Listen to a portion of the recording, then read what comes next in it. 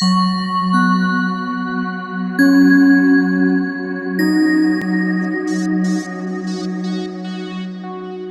Everyone, मैं हूं शबनम और आपका मेरे चैनल ज़क ज़ायका में इस्तकबाल है। आज मैं आपके लाई हूँ महाराष्ट्र की फेमस मोदक की रेसिपी, वो भी बेसन से, जो बहुत ही आसान है और बहुत ही जल्दी बन जाती है और खाने में बहुत ही स्वादिष्ट होती है। हम मोदक की इतनी आसान रेसिपी लाए हैं कि कोई भी इसे बना सकता है और ये इतने सॉफ्ट होते हैं कि आपके मुंह में जाते ही ये मक्खन की तरह घुल जाएंगे।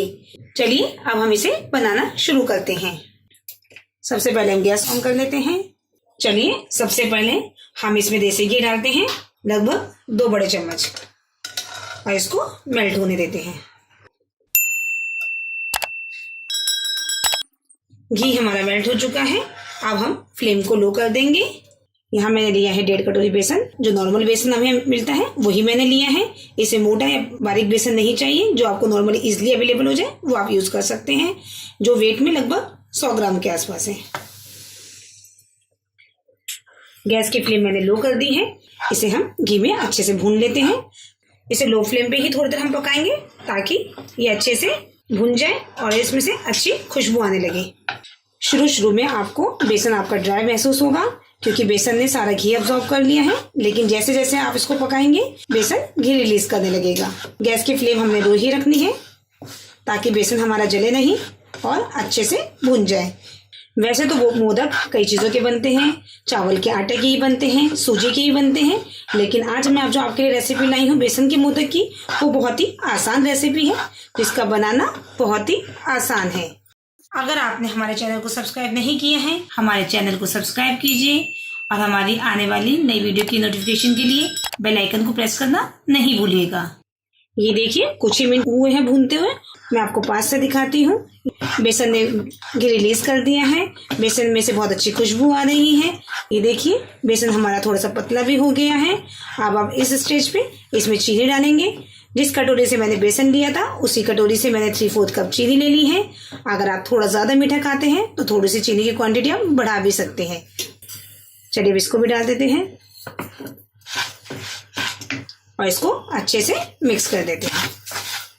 गैस की फ्लेम हमने लो ही रखी है। अब चीनी हमारी थोड़ी घुल गई है। अब हम इसके बाद इसमें दूध मिक्स करेंगे। ये जिस कटोरी से मैंने बेसन लिया था, जिससे चीनी ली थी, उसी कटोरी से मैंने लगभग 1 कटोरी दूध ले लिया है। ये दूध मैंने यहाँ फुल क्रीम लिया है, आप चाहें तो कोई सा भी दूध यूज कर सकते हैं। अब इसे अच्छे से मिक्स करेंगे। चीनी भी हमारी अच्छे से घुल जाएगी और बेसन भी हमारा अच्छे से मिक्स हो जाएगा। ये देखिए बेसन ने सारा दूध अब्सॉर्ब कर लिया है। अब हम इसमें डाल देते हैं आधा छोटी चम्मच इलायची पाउडर। इससे अच्छी खुशबू आएगी। ये ऑप्शनल है, अगर आपके पास हो तो आप डालिए, वरना इसे अवॉइड भी कर सकते हैं। अब हम इसमें डाल देते हैं आधी कटोरी मिल्क पाउडर। ये ऑप्शनल है, अगर आपके पास इजिली अवेलेबल हो तो आप डालिए, वरना इसे स्किप भी कर सकते हैं। इससे इसमें मावा वाला टेस्ट आएगा। आप चाहें तो इसमें मावा भी डाल सकते हैं, चाहे तो कोकोनट पाउडर, ड्राई फ्रूट्स जो आप यूज करना चाहें वो भी इसमें आप यूज कर सकते हैं। इससे टेस्ट बहुत अच्छा हो जाता है। आप चाहें तो मिल्क पाउडर की जगह मावा भी यूज कर सकते हैं। अब इसे अच्छे से मिक्स कर देते हैं। हम इसे मिक्स अच्छे से करना है ताकि इसमें कोई लम्स ना पड़े। आप गैस को लो ही रखिएगा, चाहे तो गैस को बंद करके भी इसे अच्छे से मिक्स कर सकते हैं। इसे हम थोड़ा सा और पका लेते हैं। मिल्क पाउडर में अच्छे से मिक्स हो चुका है। ये देखिए पूरा बैटर एक साथ आ गया है हमारा। इसने बिल्कुल कढ़ाई को छोड़ दिया है। इसका मतलब हमारा ये बैटर एकदम तैयार है मोदक बनाने के लिए। चीनी आप टेस्ट भी कर सकते हैं यहाँ पर, अगर आपको कम या ज़्यादा लगे तो भी आप डाल सकते हैं।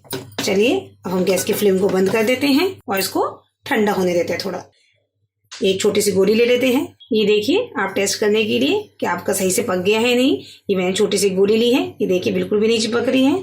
ये हमारे गोल बन रहा है आराम से। चलिए अब इसको हम ठंडा होने देते हैं। एक दूसरे बाउल में निकाल लेते हैं।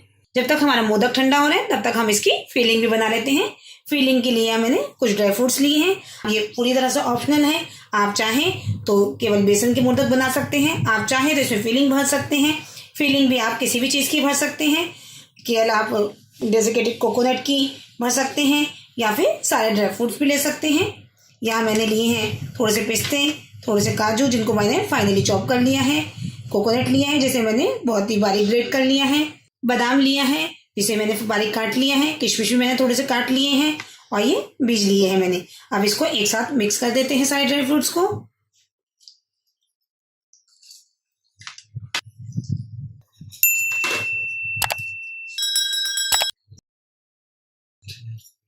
अब इसको बाइंडिंग डालने के लिए आप चाहें तो थोड़ा सा दूध डाल सकते हैं। बाइंडिंग के लिए मैं यहाँ थोड़ा सा दूध डाल रही हूँ, थोड़ा सा दूध, और मैंने थोड़ा सा मोदक का बैटर भी ले लिया है ताकि अच्छे से बाइंड हो जाए। ये हमारे अंदर की फिलिंग भी तैयार हो गई है। अब इसके हम छोटे छोटे गोले बना देते हैं ताकि हमारी फिलिंग आसानी से भर सके हम।